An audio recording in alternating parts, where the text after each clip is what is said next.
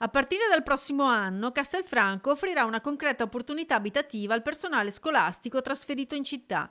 Grazie ad un accordo siglato tra Comune, Azienda Edilizia Economica e Popolare e l'Ufficio Scolastico Regionale per il Veneto, saranno messi a disposizione appartamenti a canone calmierato destinato a docenti, collaboratori e altro personale scolastico in servizio nelle scuole locali. Penso che sia il primo esempio concreto di trasformazione di tante idee, di tante necessità, di tanti bisogni in fatti concreti, ed è opera della grande sensibilità di questo comune, dei suoi amministratori, di chi ha voluto questo intervento, e deve rappresentare sicuramente un esempio per tutta la nazione, un modello vincente. Un unicum a livello nazionale che partirà a settembre con l'assegnazione degli alloggi tramite bando pubblico e che intende rispondere al bisogno sempre più urgente che portano in seguito a nomine e trasferimenti insegnanti e collaboratori a spostarsi in contesti urbani nuovi dove spesso i costi dell'affitto sono proibitivi.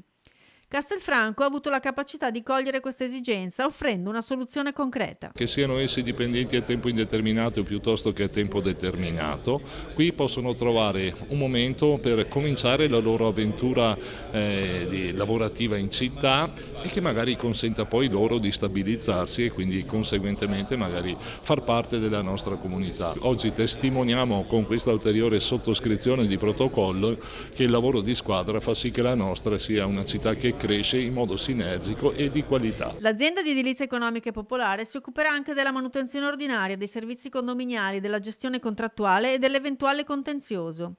Gli alloggi verranno assegnati sulla base delle indicazioni dell'Ufficio Scolastico Territoriale di Treviso, previa visita congiunta, e i contratti avranno una durata iniziale di 2 anni, rinnovabili per altri 2, con canoni modulati in base alle metrature e aggiornati secondo l'Istat.